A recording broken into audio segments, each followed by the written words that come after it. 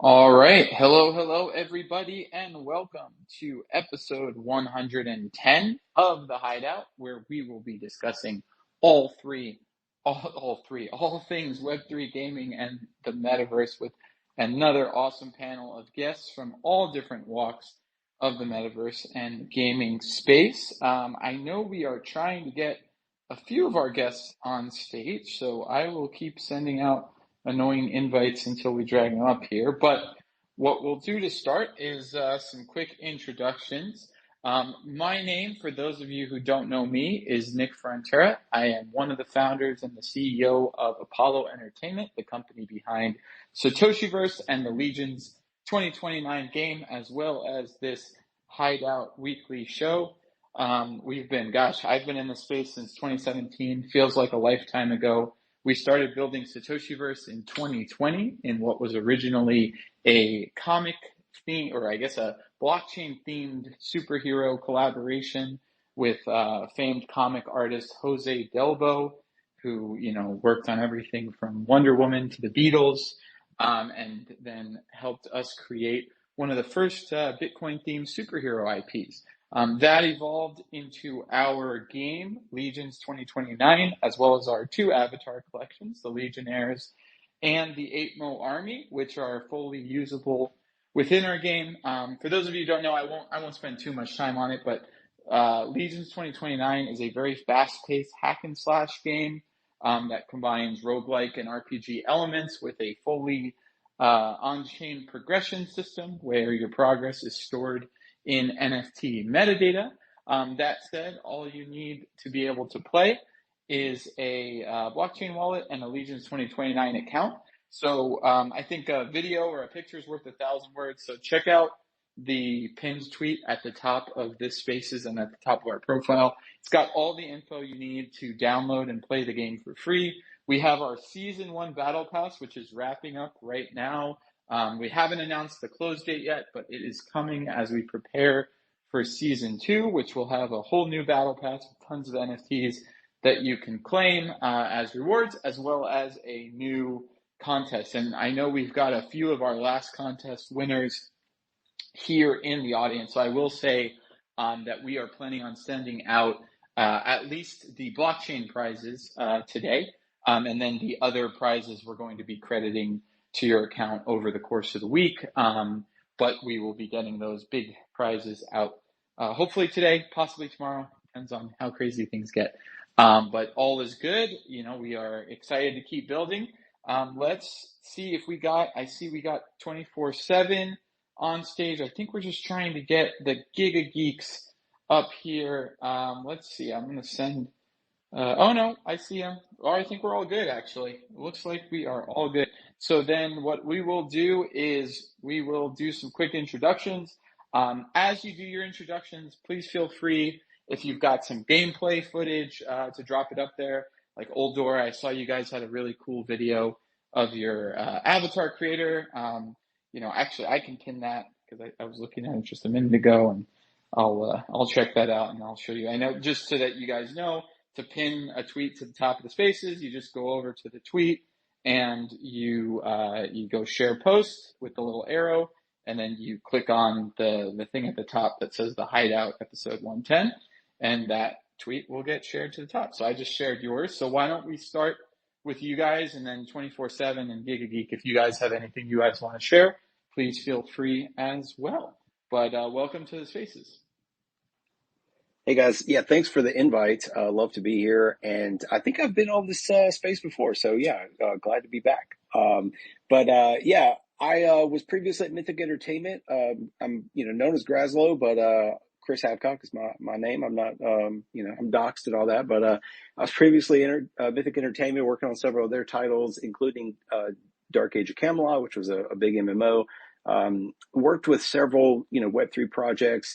Kind of helping them get started. And that's when I founded Max Level Studios, which is our gaming studio. We're building Oldor, which is a dark fantasy MMORPG. It's kind of unique. Like, we call it a Souls-like MMO, so, genre blending, but we really have our own take. Like, we think we're innovating the MMO space in a number of ways, more than just, slapping Web3 on a game, we have a demo mode out that you can go play now on Hyperplay. It's pretty simple, like roguelike, but it's fun. It's definitely playable for a bit. It's not the whole open world, but you get a taste for like the combat movement. If you've played Elden Ring, the combat and movement will feel very similar. That's where we draw some inspiration from. But we're also playing a lot with AI. You mentioned our character creator, which is the first AI powered character creator, but we also have deep immersive AI powered characters doing a lot of really cool stuff. But yeah, glad to be here. Love to talk anything Web3 gaming.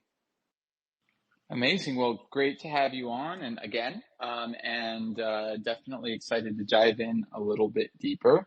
Why don't we go to our friends at 24/7 Comics, who I know have been on the space many times before. So welcome back.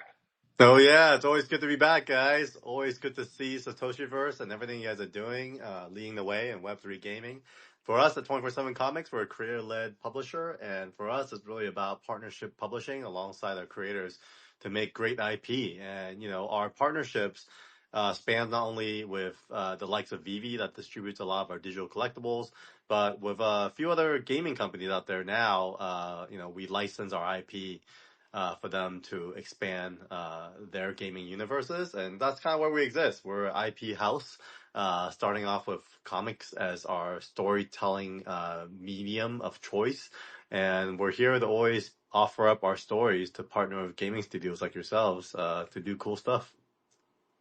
I love it. And I think, one of the really cool parts about Web3 and, everything we're trying to build is that ability to do these cross platforms and cross pollination of communities. So I always get excited when I see IP being shared in different experiences. And, I think as creators of more niche experiences, it's an opportunity that we have to really do cool stuff and expand the worlds that we're building and kind of pool resources from a mind share perspective and a community perspective to see all ships rise. So really excited to keep hearing that you guys are doing great. Let's go over to our friends at GigaGeek. Welcome to the spaces. Hey, thank you for having me. I'm Chris Anderson. I'm one of the co-founders of GigaGeek, along with my other co-founders who may still be joining us, Larry Greer. GigaGeek is a project that actually grew out of a series of us that worked on an NFT transmedia project called Eon Rift. That's comics, video games, trading card game, digital collectibles, physical collectibles. And that project's a couple years old. It's still going. We have a strong community on Discord. GigaGeek arose out of that because we have on our team, again, the aforementioned Larry Greer, who worked in Hollywood at Weta Workshop. He was 15 years, 16 years there. Was art director on a lot of really big films like the Avatar movies with James Cameron, Mad Max Fury Road. Pretty much all the stuff that Neil Blomkamp did. And Larry's joined by Tom Waltz, who is one of the main head authors, along with Kevin Eastman, for Teenage Mutant Ninja Turtles, including the new series that they've got, which is a big hit called The Last Ronin, for those of you that are Turtles fans. And we've made GigaGeek with the tagline Flip Hollywood, because in the spirit of kind of SPX, I guess 6900, we are here to create the world's largest community of geeks. We want to be the on-ramp that we're all docs, like the former gentleman was talking about. All of our profiles, LinkedIn's, work, artwork, and everything like that's out there. We are building the world's biggest community of geeks. We want to be the safe on-ramp for geeks, to mainstream geeks who aren't yet in crypto but are crypto curious, to join and build effectively what can propel a war chest called the GigaFund of community and project funds to greenlight projects and take IPs and bring them on chain. Very cool. I love it, and definitely, I love innovation around the entertainment space and Hollywood, and this idea of having a place for geeks to accelerate IPs. So that's really cool, and I'm excited to dive in deeper. I know we're gonna be able to peel back the layers of the onion a little bit on that one. So let's, in that vein, let's jump over to Spencer, who will help us with any last housekeeping issues and then take us into the questions. What is going on, everyone? I am Spencer. I am the business development manager here with Satoshiverse and Apollo Entertainment. Yeah, I will be asking the questions today on the space. But before I do that, I wanted to get into a few housekeeping items. So the first thing I'm going to do is pin a tweet to the top of the space here. So we do a giveaway every week on the Hideout. And this week we're giving away 5 Satoshi's crystals, which is one of the main in-game resources within the Satoshiverse and the Legion's 2029 game. You basically need it in order to upgrade your avatars and your in-game items. So very important. In order to enter our giveaway today, all you have to do is repost that tweet that I pinned to the top of the space that says we're live, and then just stick around until the end of the space when we draw the winner. So good luck to everyone on that.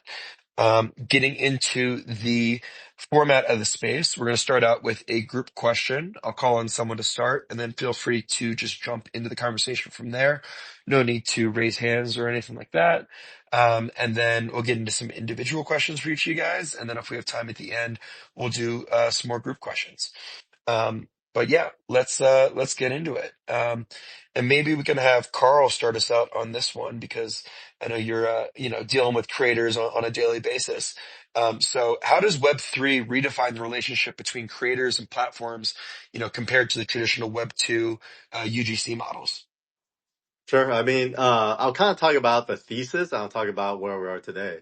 But for us, as we've mentioned, we believe in partnership publishing, meaning we take the risk when it comes to publishing. We pay our creators up front, but they are attached to each of the IPs they create alongside our team for the life of the IP. So no matter if we're just making comics, which for the most part doesn't make a lot of money, but we adapt to a game, we adapt to a movie, t-shirts, whatever else, they participate for the life of the IP. So for us, it gives a lot of upside to creators. Now, the thesis for IP on Web3 is the same. It's actually streamlined, right? It's the ability for creators to get paid directly. So if, a t-shirt sells online or a digital collectible sells online, the thesis is they would get a piece of that revenue directly to their wallet. Now, I think that's in the future. Right now, where we are is we're at a place where the technology is figuring itself out. Is doesn't have the best kind of front end for people, the everyday person to interact with, and if the everyday person can't interact with it, the everyday artist will be even least likely to interact with it. So we're kind of not there yet. So I feel like we're in a bit of a wild west though, where there are lots of opportunities for artists and creators to get actually direct revenue from Web3. And in fact, I think Web3 is probably the best platform for a lot of independent artists who has a propensity to be able to market themselves and put themselves out there and connect with people directly to raise the most money at the fastest rate. But as far as the publishing system as a whole and kind of how it could assist this kind of partnership alongside creators, I think it's still a little too early. So that's kind of my thoughts surrounding it.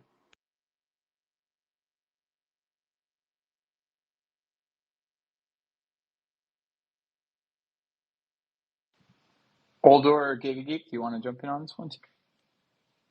Yeah, I think those were some great points. I think, the thesis is, what we're all focused on, but for the reasons that, you just mentioned, also like just the on ramps and off ramps are just too hard for average consumers today. It just adds too much friction. But I mean, I think at the end of the day, we're doing, the thesis is we're doing what you can do in Web2, but more transparently in a more fair way and faster for the creators and also faster for studios. When you talk about, UGC and platforms, everybody will point to like the one or two games that do this really well. Like, oh, but Fortnite already does this, or, you name the, Minecraft or whatever, it's like they already do this well. Why do you need this in Web3? But it's like you're open sourcing this technology, and you're adding transparency and security and all this fairness on top of all of that, and then giving it to everyone so that any game studio can launch this. We have to finish building all those rails out, get that experience to be streamlined and simple for everyone. But I mean, that's coming. Like we are constantly building. If we just like devoted 1% of our attention to this as opposed to meme coins, it would be done. Yeah, I think I agree with everything that's already been said here. I think that for us specifically with regards to the community of creators that we're building, a huge part of what we're all about is creating a more equitable system for rewarding creators and making sure that whatever they're making gets attribution throughout the entire value chain of whatever IP that gets used in. So yeah, we're pretty much 100% aligned with what everything's been said here so far. Yeah, and I think there's this question I think comes up a lot, and as a little bit of context, I was, before I got into Web3 as an IP lawyer, and one of the things that really interested me about Web3 was the potential for Web3 to do just that, to upset or to disrupt, I guess, traditional licensing models and allow us to progress beyond a closed system licensing model where you need direct licensing or indirect licensing that allows an IP to exist within a particular project. I think that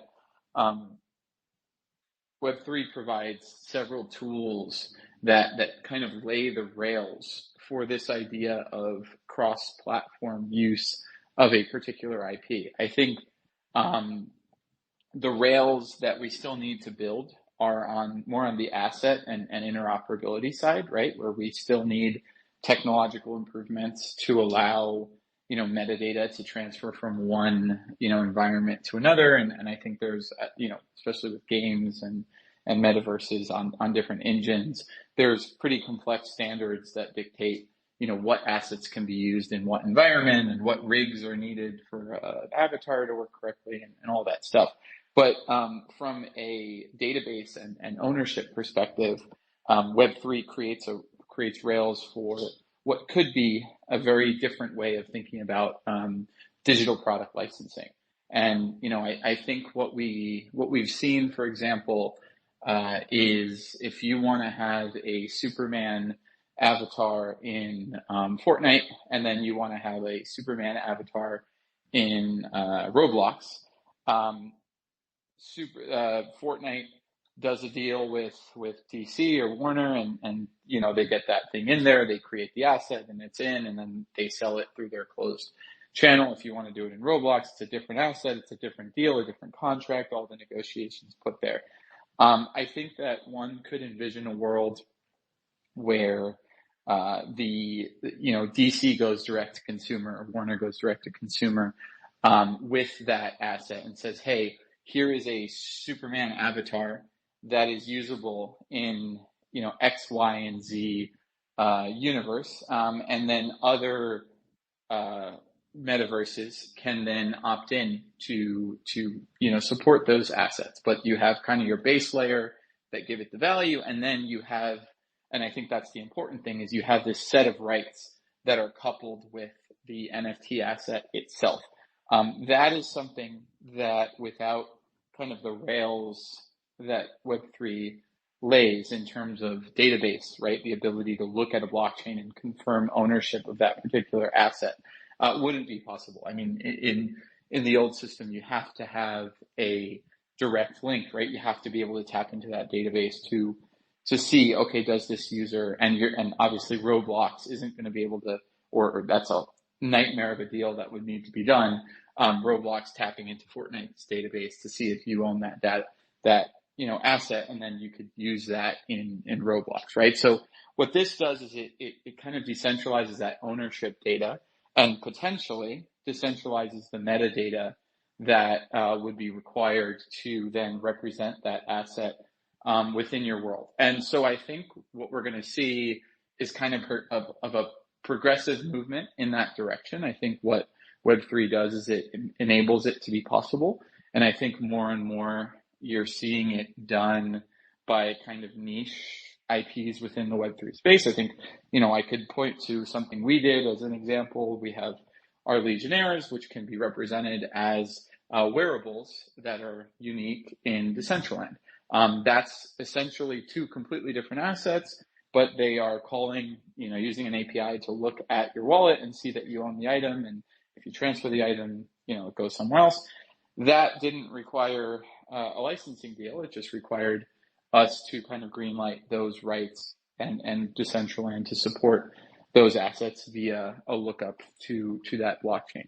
So what I think we could see is a model that is more similar to, a clothing or like a physical product licensing model emerge with digital assets, in the sense that, like if I'm a t-shirt producer, and I use this example a lot, but it's been a while, and I want to create a cool t-shirt with a Superman logo, I go and I get, a license from DC to create that Superman t-shirt, or maybe DC creates it themselves, and then they sell it to me as a consumer. But then as a consumer, I can wear that shirt wherever I want. I don't need to worry about, whether or not I am, in this world or in that world. And, that's just because physical assets are fully compatible in the real world. And we've kind of defined these parameters around, what you can wear. And these are just accepted rights.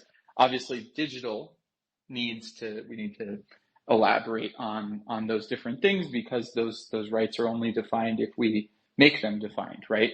And so what I think that blockchain could do is allow us to define a much broader set of rights for digital assets than currently exists.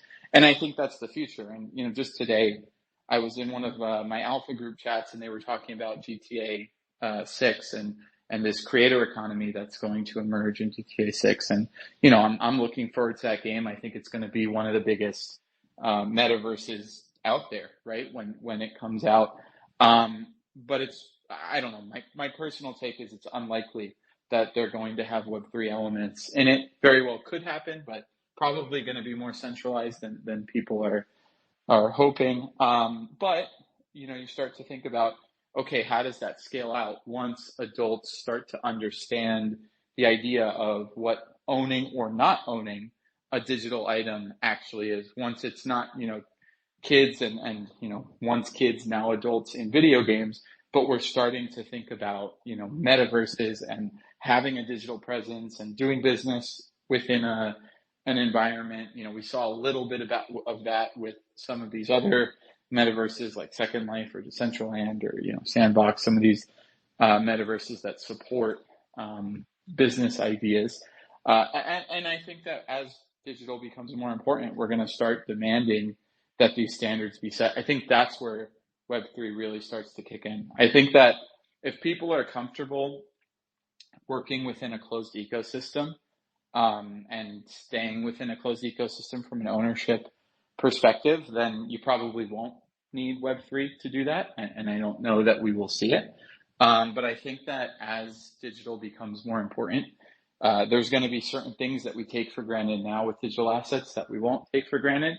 And Web3, I think, will offer the solution to allow us to have similar sets of rights with our digital assets that we have with our physical ones. I know I said a lot there. If anyone feels inclined to jump in or follow up, please feel free. Yeah, I certainly agree that that would be an amazing thing for Web3 to do. I struggle always a little bit with the idea of the decentralized nature of like take the GTA 6 example. Like what real incentive is there for like the rock stars of the world to really do something in a decentralized, way? Because the advantages for having a centralized, like, closed thing are so obvious, from like a centralized business model standpoint. So I sort of, I love the idea, but I always sort of struggle as just like, how could the incentive structures be created to, encourage uh, that type of change? Yeah, I think that's the point, right? I think that's and sometimes it's the unpopular one when I make it in these spaces. I think we need to convince businesses that this creates Yeah. value, right? Because if we don't, if the developers aren't convinced, we can do all we want, screaming from the tops of our very small mountains, compared to theirs, and they're not going to hear us, right? And I think when I got into the space, I naively thought that this would be a consumer-led movement, that people would demand this once they understood, what it was. And I think we've seen just the opposite. I think we've seen kind of a Yeah. general distaste for Web3, and that's unfortunate. I think there's reasons for that. I think we did a poor job as an industry of representing the best sides of what we could do. And I think we have Yeah. some narratives to kind of unpack there. But I think that, at least for me, we've met with some higher ups at bigger game studios and talked about NFTs over the years. And I think there's like technical problems that prevent them from adopting it. And I think unfortunately they've seen the couple companies, the developers that have dabbled in it, have not been rewarded, right? In fact, there's been a lot of Hmm. pushback. So I think there's challenges there. I think you would have to demonstrate that making assets ownable and freely tradable expands the pot, right? I mean, to put it simply, if someone's willing to pay $5 for a centralized skin, maybe they're willing to pay $10 for a skin that could be used in multiple, metaverses. Or Yeah. you have like the licensors, right? In theory, see, oh wow, I don't, I could get 30% if I, go and do a deal with Fortnite, and they'll handle everything and they'll put the assets together and they'll be usable in Fortnite, and I'm going to get, 30%, 20%, whatever it is, kickback on that deal. Or, I get 100% and then I pay Fortnite 10, 20% to enable the, IP to be used in their metaverse. And you kind of reverse the narrative of an IP owner having more power over the use of the IP than, the developer developing the metaverse. So I think there's different paths, but no matter what, the golden question is the one you asked, right? How do you create the incentive for someone with power to Yeah. change their system and implement something new, right? And I think that's tough. I think it is a challenge that we face. Yeah, it seems almost like it would have to come from a little bit of an upstart, something that doesn't have that massive, success, that sort of gravity of having a majorly successful thing that somebody's going to worry that they're going to F up, if they take a chance on something like that. It seems like might almost have to come from some super talented smaller team that's like gonna do it as a way to differentiate, and has the talent and the team to make something truly awesome. And then I see actually Larry's here now. If maybe we can get him up on stage, because I know that he's, for example, worked with Neil Blomkamp, who's doing this Gunzilla, who's involved with this Gunzilla project, which is one of the big like game Web3 things that's going on right now. But he's also, I think, done a lot of work on stuff like Team Fortress 2 and others himself. So maybe he could come up and share some more enlightened opinions on this than I might have. I worked in the video game industry myself for like 15 years in the States, but it was mainly on the digital distribution side of things. Yeah, all right. Larry, welcome to the stage. Did you catch the topic we were talking about? No, I just caught the tail end of you talking and then Chris saying what he was saying. No worries. Why? Chris gave a great introduction before of the things you've worked on and kind of what you're doing now. If you'd like, feel free to supplement that or give a quick intro now that we have you up here. But I guess the question we were talking about generally was how Web3 could redefine the relationship between creators and platforms when it comes to UGC. And I think one of the things that that kind of evolved into was a discussion of how do we create sufficient incentives for Web2 developers to kind of take the red pill and implement Web3 solutions, or will it truly take just one massive success coming out of like an indie studio that can take more risks, and then maybe that kind of proves out the model, and other bigger developers follow suit or kind of see the path to expand the pot. But just kind of your general thoughts on Web3 kind of disrupting how UGC models are built currently. Sure. Hey, everybody. My name's Larry Greer. I've been working in the film industry for about 20-something years. Managed to work at a place called What a Workshop in New Zealand, and they're most famously known for like Lord of the Rings. And then because of that, it attracted like a ton of really big name directors. So, the likes of like James Cameron came there, George Miller, Denis Villeneuve, and then like Chris just said, Neil Blomkamp. So that's what I've been doing for the last 20 years. As far as this question, I think it's just going to take time, honestly. And I think you nailed it on the head exactly. It's just people have to see examples. They're going to have to see success. They're going to have to see that there's, some kind of infrastructure in place for it to happen. Because I think it's just that. It's just, it's sort of a new thing. We're all very early right now, and nothing, really. It's just when somebody sort of proves it out, that's when everybody will start to flood in. That's my feeling. Yeah, 100%. Yeah. Go ahead, Chris. I was also just wondering, it popped into my head. I haven't thought about it more than a second, but like I wonder if these like Fortnite becomes a sort of source of UGC stuff in a closed way. Maybe GTA 6 gets into this thing in a closed way, and Roblox becomes, and these other things become these sort of closed ecosystems of UGC stuff, eventually. And maybe at some point that creates some different incentives for some of these big UGC constellations to kind of partner with each other in some way to try to get an advantage maybe over other ones, and that kind of potentially creates the beginning of a more open, less centralized approach to things. I don't know. That's just because we're sort of seeing that now with Roblox and some of these other centralized platforms. And outside of the scenario of an upstart that comes in and can kind of, catches lightning in a bottle and has this runaway success and decides that they're, from the beginning that they're going to do this in this decentralized fashion. Maybe something like Gunzilla will be it, but maybe it takes kind of like an intermediate step from where we are now to like a solar system of little planets that have their own, UGC worlds, and then a couple of them decide at one point to start creating alliances for advantage against the other ones, or possibly, I don't know.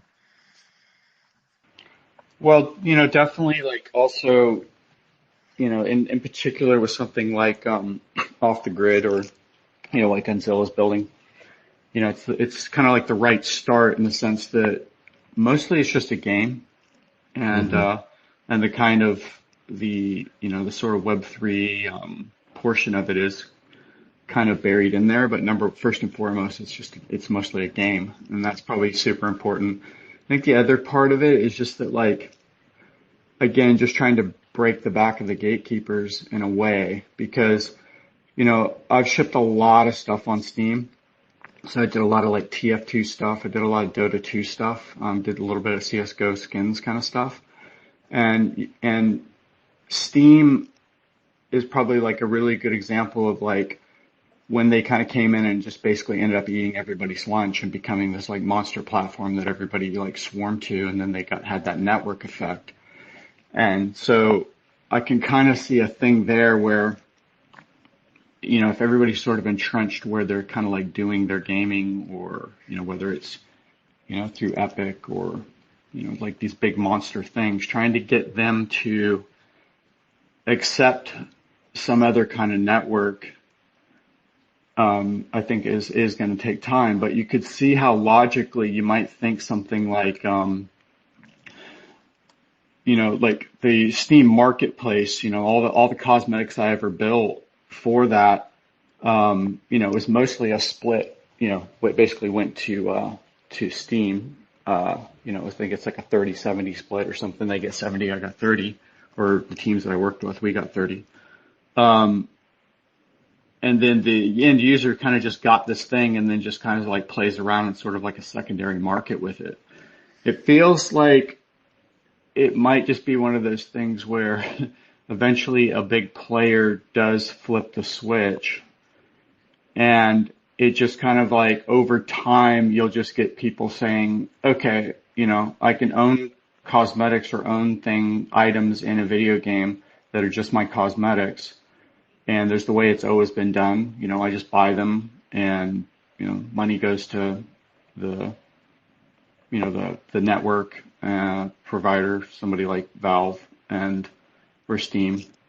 And, that's just how it's always been, versus they start to trickle over and they're hearing from their friends like, oh, there's this other network where it's the same thing, but I own it. And when, the time comes that, you start to maybe trickle out of you start to trickle out of a game, you can all of a sudden say, hey, I put all this time and investment in this game. I can start to sell things, sell things off to the new players kind of coming in. But you just have that freedom. Like your choice is either the old way or sort of maybe this kind of like new way where, you just have a little bit more kind of ownership of everything that you participated in. But I think it will be also that it's just also like, especially in the gaming space, everything's pretty entrenched, people are either on Steam or they're not, Mm-hmm. Yeah, it'd be interesting if Hyperplay or one of these other kind of Steam for Web3 things gets enough of a critical mass of really quality like Web3 games, and then that kind of creates the incentive for them to do this kind of this kind of thing that we're talking about here. I'll say, just to make this more tangible, and it's certainly possible that we see, some, big game studios start to kind of trickle in Web3 components. I'm skeptical on that. I'm more of the, we need this from an upstart, kind of mentality. Mm-hmm. But to make it more tangible, like if Baldur's Gate 3 or Power World, would have been a Web3 game, that would have been game changing. That would have been the narrative we need. And that's what everybody, that's what because gamers, they're not asking for Web3, but many of us, like our thesis is that once they experience it in a thoughtful way in a game that they like, they're going to demand it. Like that's what they're going to want. But they're ultimately like, they're coming to a game because it has compelling, experiences that they want to play. And we need that. Hyperplay needs that to really establish themselves. They need a breakout game. All these chains, these, L2s, and, they all can have the best tech in the world, or, the lowest fees or whatever. But ultimately, you need the consumer application. You need the game that is breaking out and bringing the users. Then they're all going to become, Web3 nerds, and they're going to want all the Web3 games, even if they're not the, huge compelling experience that attracted them in the first place. But you need something to break the ice, to kind of, get your feet wet. Yeah, very eloquently said. Everything you just said, I was trying to say eloquently, but you said it way better. Yeah, I think that like Larry, if you on the if it's TF2 or if some of these other games have these type of abilities for users to create content for them, and then people realize that, it can be a source of, like Roblox, like it can be a source of revenue for a creator. And then that, that just kind of lives on, that royalty, or, that incentive, persists, for potentially for all time, right? Depending on however the contract is done. But I think the moment that there's that high quality game where people can also, create content in this kind of like marketplace that they can actually start making, some side income off of. And that's kind of, I think, magical, as well from an incentive standpoint. Yeah. But like I said, I think it's just real early, like it's hard enough just making a wallet. Mm-hmm. And basically we've also been kind of like bushwhacked by, the guys talked about this, but I mean, the gaming industry over the last, say, 10 years especially has just been trying to frack its users to no degree with microtransactions and subscription models and all these kind of things that have really put up barriers to gamers even trusting something like Web3, which is on their side. It's actually on their side. The idea of it is, hey, we're on your side in this, but anything new like this that's like kind of technology driven, it's already been like the well's been poisoned, it's just going to look like another weird, cash grab thing that the gaming industry's tried to figure out a new way to cash grab. And it's like the opposite, but that education is going to take a long time because, number one, like everything in Web3 or crypto, I mean, just even, making a wallet is daunting for a lot of people. Yeah, definitely. I hate to interrupt this awesome discussion, but I do want to make sure we have enough time to get to our individual questions here. So I am going to move us along. So the first one is going to go to Carl. So how do NFTs change the traditional publishing model for digital comics? Yeah, it's interesting. When I got into publishing initially, I had this kind of big ignorant vision as to how it would fully disrupt publishing. But in short, I think, the more you know, and sometimes the more you know actually equates to the simpler things get.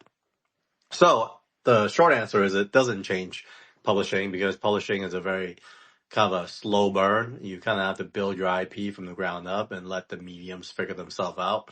As we all seen Marvel, it took them, 30, 40 years before it really got true momentum on the big screen. I think Web3 is a great extension of that.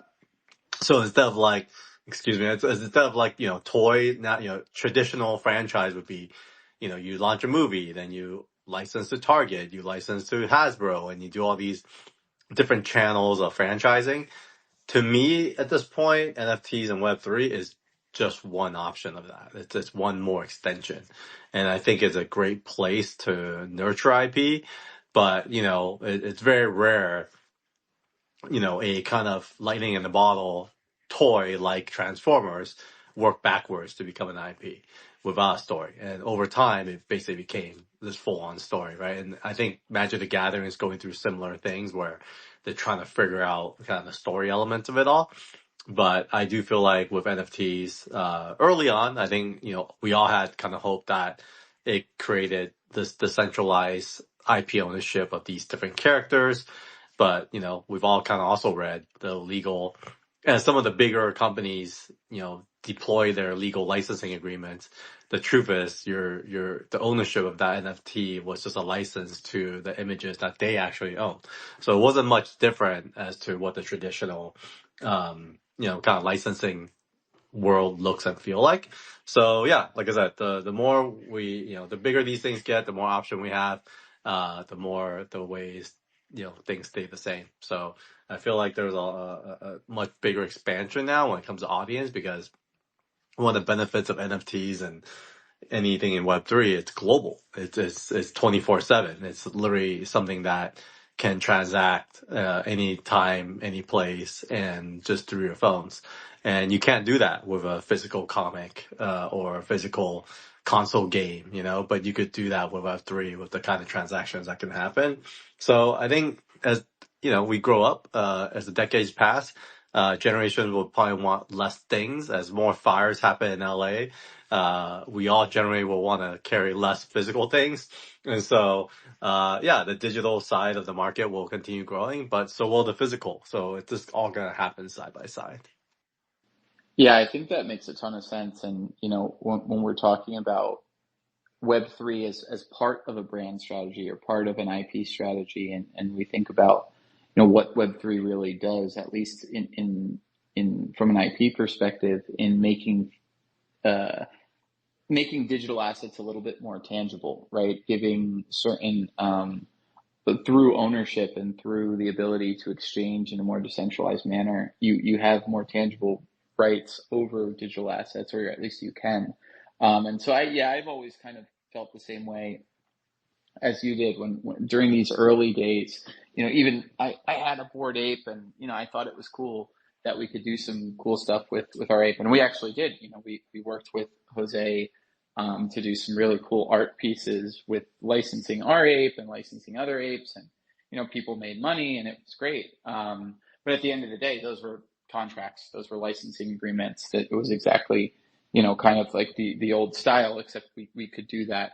But that didn't seem like the persistent use that Web3 would eventually have. And what we thought was, ultimately, a big part of IP ownership is being able to protect that IP, right? And if you decentralize that, a lot of times the incentives and the ability to protect IP, can fade with that fragmentation of ownership.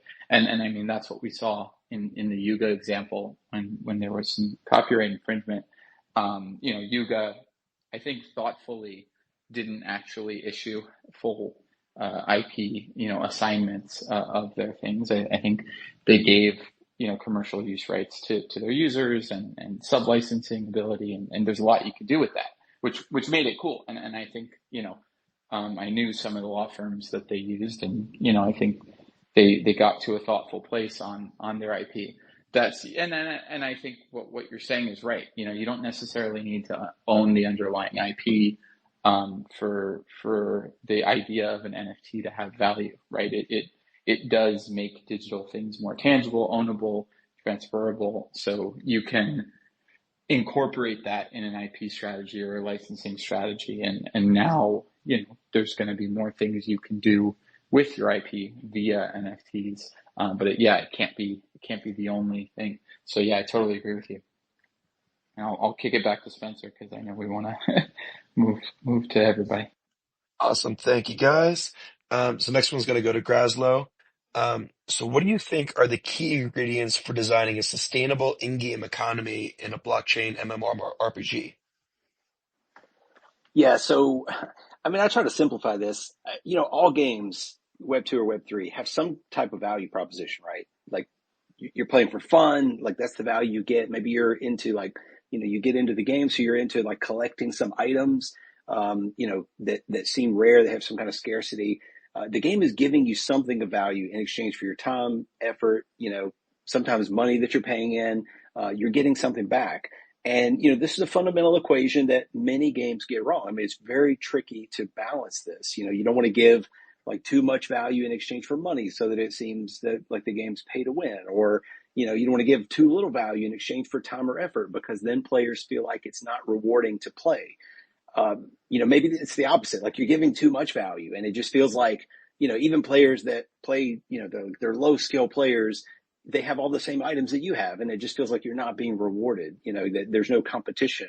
So I feel like when you add NFTs and tokens to games, that makes that balance even more tricky, but it also kind of steers the studio to focus on some of the wrong things. Like they're looking at, token prices and NFT prices, or they're, getting pressured of like how to distribute these. And they see it as, like, oh, if we do this big, campaign or airdrop or have some, free event, like it gets us a lot of exposure or accounts or whatever.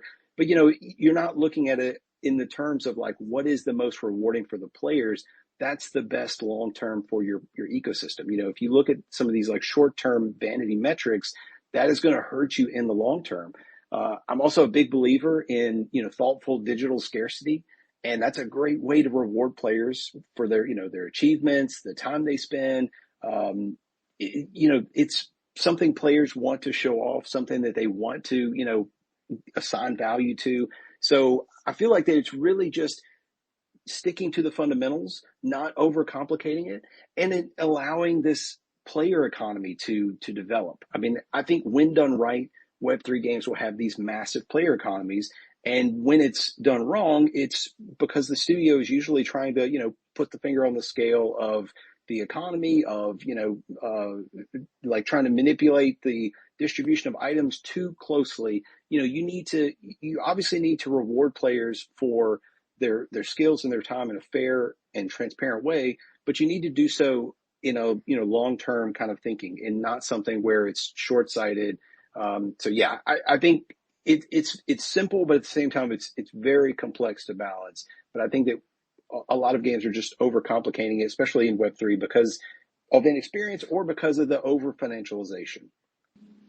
Yeah, I think that was very, very eloquently put. I think that this is definitely something that we were challenged with as we thought about, some of the gaming or the item progression elements, and making sure that it didn't turn into a pay to win game, and really had to be a core part of the design. And I think any RPG that's considering a real money element, that's somewhere that you definitely have to be paying a lot of attention to.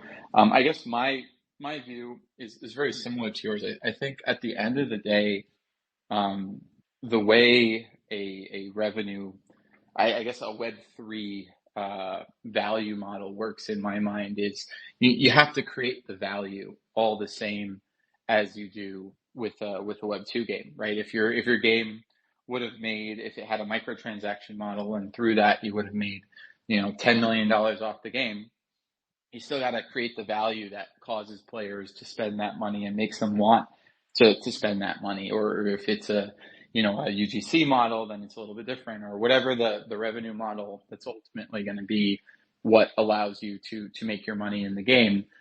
It has to come, just like those assets wouldn't sell if there wasn't some value to owning them. You have to continue to create that value as a game, and I think that fundamental step is what a lot of games get wrong, and they essentially sell things before they have the value to offer. And I think, to be fair, and I'd say we were an example of this. Sometimes the assets you're able to sell are what lets you build the game and raise the funds to actually make it come to life. And I think that puts you in a very unique situation, of being able to build, a unique and niche concept alongside your community. And I think there's some value there as well. But I think that ultimately, when we're talking about value creation, the Web3 model that will eventually work is not necessarily like nailing down a player economics model or whatever it may be that's unique to Web3. For me, at least, at the end of the day, it comes to create the value through your game, create assets that people want to have the balance, and then it's more a matter of how is value distributed than how is value created. And so maybe, in one scenario, a game would have taken 100% of the revenues, that come from the sales of items, but maybe they incorporated UGC in the downstream sales part, and maybe that means that they're actually creating the same exact value, same exact items, similar mechanisms, but there's a 50-50 split, and so some of that value is getting kicked back to either creators or players or whatever it might be. And I think the thesis is, maybe by doing that, you expand the pot. Maybe the fact that they can participate doubles or triples the amount of value creation that's actually there, because people feel like they're part of it. People feel like there's this added element of trading or whatever it may be. But I guess at the end of the day, if you're not creating that initial value, it's not going to work, right? Have to have something that people want. So I totally agree. I think that was really well put. Awesome. Thank you, guys. And then our final individual question before we close out. Um, so, to, I guess, either Larry or Chris, whoever wants to answer it, or both of you guys, but how do you think a meme coin could be used as a vehicle for flipping the current system in Hollywood? I The timing is good. I was bad, unfortunately. I have to drop for a 7 o'clock call here, or an 8 o'clock call here in my time. So I will, this is in Larry's capable hands, but I just wanted to say thank you for having us on. And, I really enjoyed it here. Super intelligent people, really awesome conversation and great vibes. So thank you, and hope to do this again sometime with all of you. Thank you guys. I apologize that I have to run to this other thing. Oh, thanks. No worries. Great having you on.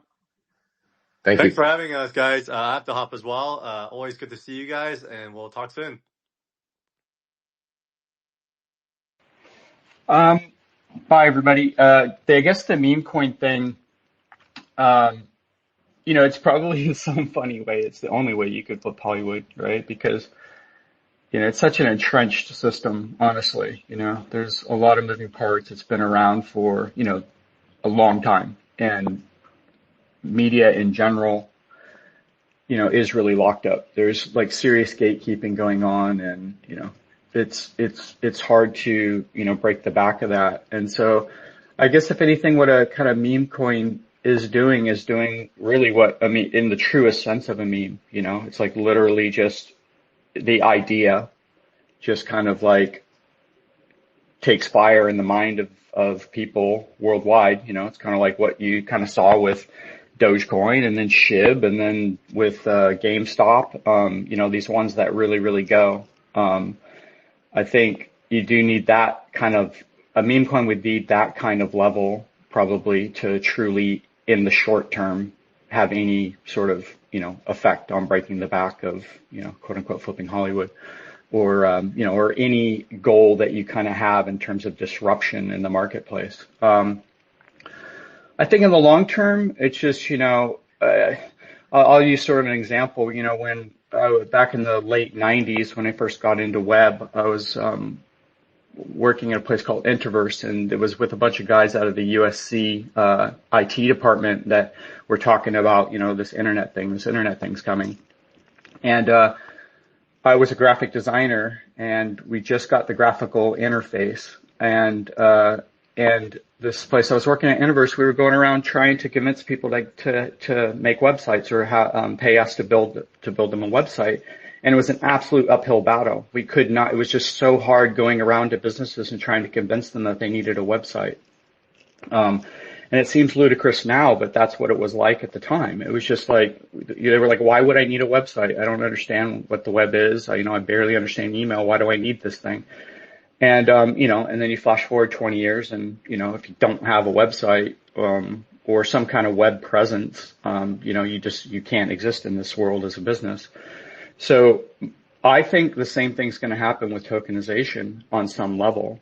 I don't know exactly how it's going to play out, but I do have a sneaking suspicion that the same kind of, it just feels very similar to me, like that whole process of, the internet being introduced and then now Web3 being introduced. It just feels very similar, kind of like in the way that we're talking about it, just in the way of like it's sort of an uphill battle convincing the rest of the world, all these things. But I think that flippening will eventually happen, and it'll just be literally every business has, quote unquote, a tokenized version of them that you are buying in support of that company. In some fashion. I don't know exactly how it plays out, but I do think it's going to be very, very analogous to what it was like when, convincing everybody to have a website, and now they do, and it'll be sort of the same thing. I think you'll be like, hey, do you like my company? Buy the coin. Yeah, I think that's true. And, kind of my experience in the space is sometimes the narratives we adopt for why crypto makes sense varies, and it varies with the cycle. I think meme coins have become popular because that's kind of the acceptable meta right now for how you tokenize something. And I think to your point, in 2021, that was NFTs, and every IP wanted to have their dabbling in NFTs, and the same narratives. Let's galvanize a community around something that they can purchase. Let's create direct financial incentives for community participation. Let's use this as an initial way of crowdfunding an idea, and I think that tokenization has continued to exist in these niche communities. In 2020, 2017, it was the ICO boom, and we just called them cryptocurrencies, right? And, you sent a random address some money, and they gave you back some tokens, maybe, if you were lucky. And they had a white paper that said what they wanted to accomplish with that money, and you either supported them or you didn't. And I think we've come a long way since that. I think, there's certain places where tokenization is much more common from like a theoretical perspective. And I think the gaming industry is one of them, right? Almost, every gaming company right now has some form of a digital currency for their game. And I think that's going to continue to, be something where it may make sense to continue to tokenize things. But like you said, there's going to be a tokenization angle for everything. Any company that has rewards points could see, an analogous angle with tokenization where there's potentially more direct financial incentivization that you're owning. I mean, even just starting to call cryptocurrencies what they sometimes are, which is securities, and starting to break down some of the regulatory walls around offering small ways to directly participate in the management of a company, right, through a share-like structure via a token could revolutionize the way we think about investing. So I think what you were saying kind of goes towards this idea of investing, except, cryptocurrencies give you a little bit less than a, share in a company would, depending on, where that company's traded and if they offer dividends and what the cryptocurrency does. But at the end of the day, it's this mechanism for direct participation and support of things that we want to support. And I think that that's extremely important. I think sometimes as developers in this space, you have to adapt to the narrative that prevails in order to stay afloat. But whether it's a meme coin or a token or cryptocurrency, I think you hit the nail on the head, which is we're going to be able to use these to incentivize participation, to show support, to fundraise, to do the different things that businesses need to do to, succeed. And I think that's very, very well put. So I guess we are over time. So that's usually a good sign. That means that we had good flowing conversation, and we didn't even get to the last of our questions this time. So I'm super happy that we had such a great panel. I want to thank everybody. I know that we have a winner to announce for the crystals giveaway. So Spencer, if you have that, why don't we do that now, and then I'll wrap it up. Yes, the winner this week is Martin Cat. Congratulations. Long-time listener and part of the community. So you know how to find us. Send us a DM and we'll drop those into your account.